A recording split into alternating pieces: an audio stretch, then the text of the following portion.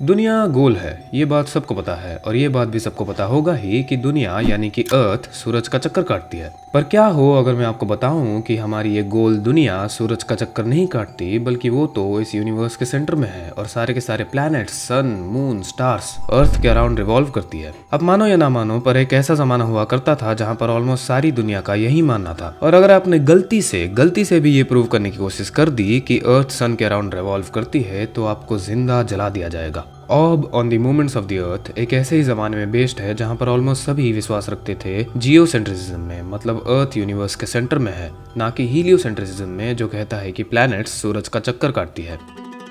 ये anime based है medieval Europe के एक ऐसे समय में जहां पर चर्च के पास सबसे ज्यादा अथॉरिटी हुआ करती थी और अगर कोई भी चर्च के सिद्धांतों के खिलाफ गया तो उसे एक हेरेटिक यानी कि एक द्रोही घोषित कर दिया जाता था।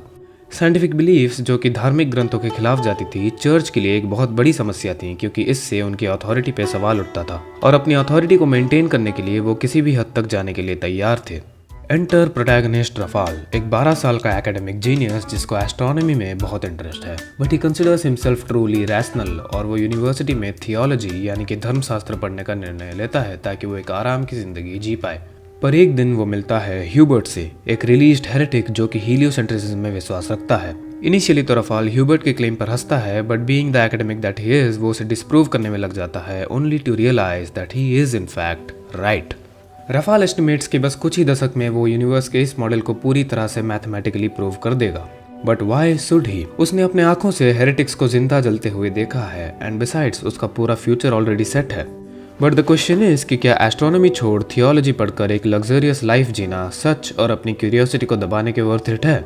जो चीज़ें हमें आज ऑब्वियस लगती है, एक ज़माना हुआ करता था जब उसके बारे में बात करना भी एक घोर अपराध था। बट हम यहाँ तक पहुँचे कैसे? Surely death is a strong enough deterrent. कोई क्यों ही अपनी जान दांव पे लगाएगा? Simple, people never stop in the pursuit of the truth. Humans are weird creatures जो सच्चाई को साबित करने के लिए अपनी जान दांव पे लगाने को भी तैयार है। And so did Rafale, he chose the path of heresy.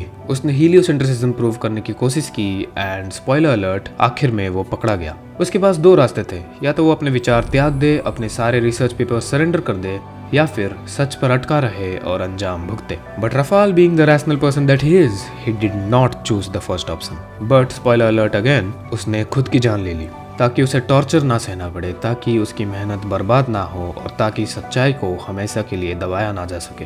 Just in the slightest hope that someday उसके रिसर्च किसी के हाथ लगे जो उसकी लेगेसी को कंटिन्यू करे। ये एनीमे किसी पर्टिकुलर कैरेक्टर की कहानी नहीं है, बल्कि एक विचार, एक आइडिया की कहानी है। An idea of proving that the earth moves. अगर आपको लग रहा है कि ये कोई नर्डी साइंस एनिमे है, देन यू आर रॉन्ग। ये एनिमे रैरली एस्ट्रोनॉमी के नर्डी एस्पेक्ट्स में जाता है, बट रैदर ये कहानी कैरेक्टर्स पर फोकस करती है, each character being mortal but leaving behind an immortal impact.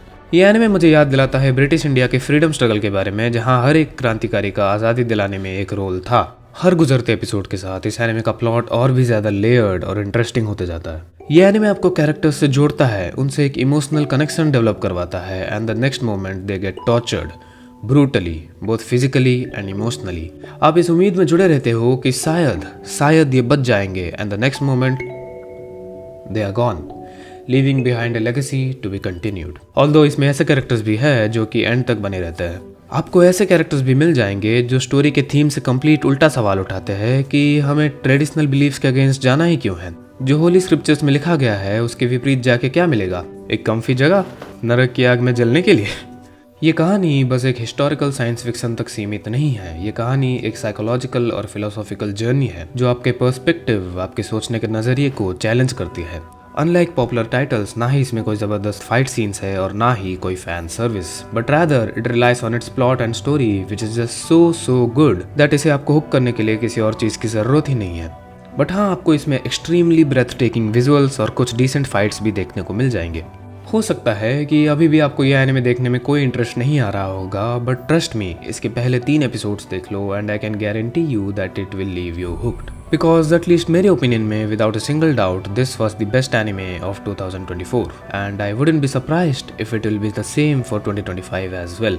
और अगर एक एनिमे आपको इतना कुछ सोचने पे मजबूर कर सके, आपको इमोशनली इन्वेस्ट कर सके और साथ ही साथ एक विजुअली स्टनिंग एक्सपीरियंस भी दे सके, then isn't it worth watching.